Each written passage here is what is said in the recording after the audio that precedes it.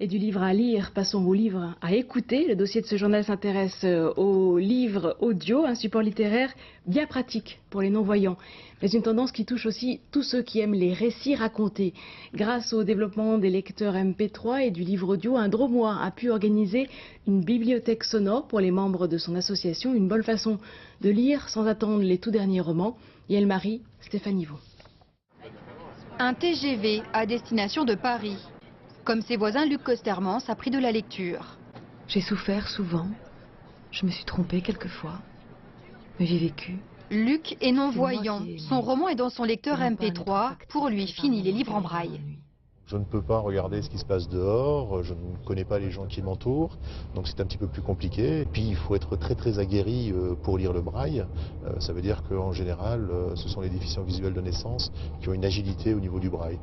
La voix de Léa Drucker accompagne son voyage. Dans 2 heures, il a un rendez-vous avec une autre voix. Tandis qu'on m'emmenait chez le médecin, je vais réussir à me dégager et pris d'une rage frénétique, je m'étais jeté contre un petit studio d'enregistrement à Paris. Derrière le micro, le comédien Édouard Baird apprivoise les mots de Stéphane Zweig. Je jouerai cette unique partie pour être fixé là-dessus et ce sera tout. Il se leva d'un bond. Le joueur d'échecs, le texte est rythmé. Lire à voix haute pour les autres, un exercice moins simple qu'il n'y paraît. Oui, c'était exactement ainsi qu'il devait s'être promené des mois. Derrière la vitre, Luc Costermans prête une oreille attentive. C'est lui qui a demandé à Édouard Baird de donner de sa voix pour enregistrer un livre audio. Mais dans son regard fixe et fiévreux. Bien, j'en ai bavé, Luc. J'en ai bavé. Moi, vous auriez pu me donner un truc plutôt genre nouveau roman, avec des petites phrases courtes, avec des points. Ça aurait été plus facile. Vous avez choisi un texte pour vous venger de moi. Je ne sais pas ce que je vous ai fait. Non, c'est très difficile. Quand on dit les choses tout haut, on finit par les vivre. Enfin, il y a un truc que j'imagine, le plaisir qu'ont les conteurs, tout à coup, de se laisser emballer par le récit. Quand on vous demande des choses qui sont, disons, bénévoles, hein, parce que, alors ça, on vous demande des choses qui ne sont pas forcément un rapport avec votre métier, qui ont plus un rapport avec l'idée d'être un people. C'est-à-dire qu'il y a la célébrité. Donc moi, je ne le fais pas parce que j'ai pas l'impression d'être un people. Moi, je suis acteur.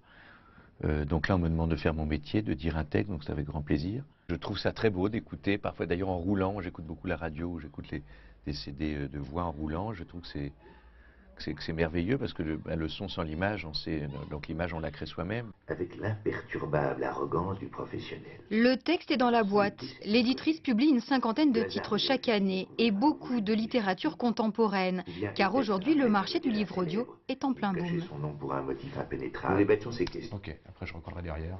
Ça s'adresse un peu à tout le monde en fait. Et de plus en plus maintenant avec l'habitude d'avoir des lecteurs de MP3, d'avoir comme ça un usage nomade finalement du loisir, et bien de plus en plus de gens prennent l'habitude d'écouter ça en balade, en voiture, ou quelqu'un me disait en épluchant des pommes de terre ou en repassant. Changement d'arrondissement. Dans cette petite boutique, Luc a droit à un accueil personnalisé. Le Dromois est fidèle à cette librairie spécialisée dans les livres audio. À chaque passage à Paris, il en profite pour passer commande. J'ai pris ça parce que c'est bien qu'elle les édite. C'est bien qu'elle les édite des Stephen King. Oui, lequel? Misery. Ah, Misery, oui. La difficulté du livre audio, c'est que les grandes médiathèques dans les grandes villes sont plus ou moins pourvues. Mais dès qu'on est dans des villes de taille moyenne ou dans des petites villes ou en milieu rural, le livre audio est vraiment réduit à sa simple expression. Hugo, Platon, Descartes, voilà, des gens comme ça. Donc à un moment donné, il faut sortir un petit peu de tout ça.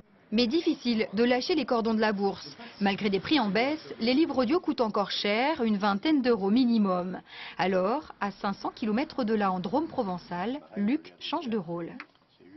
C'est tellement succulent, il y a beaucoup d'humour qu'on s'attache quand même à lui. Donc voilà, Jessie Kellerman, je pense que tu prendras beaucoup de plaisir. Comme un professionnel, petit conseil sur les nouveautés littéraires. 270 titres déjà dans sa bibliothèque sonore. Son association achète les livres, il les envoie partout en France aux adhérents. Une vraie révolution pour Maryse. On aime être documenté au même moment que tout le monde parce que pour un film, pour n'importe quoi, quand quelqu'un vous dit j'ai été voir ça, vous avez envie, forcément, hein, c'est frustrant d'être toujours en décalage. Et puis pour en discuter avec les personnes qui nous environnent, quoi. Pour exemple, Sophie qui habite à Draguignan, elle ne lisait plus, elle ne lisait pas, elle tournait un petit peu en rond. Guy à Avignon, pareil, Guy a 53 ans, c'était son jardin, rien d'autre. Non, la lecture, ça ne m'intéresse pas. Écoute Guy, on va essayer. Écoute, regarde, des romans de terroir, ça doit correspondre à ce que tu recherches. Et aujourd'hui, c'est lui qui me les demande. Donc voilà, on a fait les adeptes.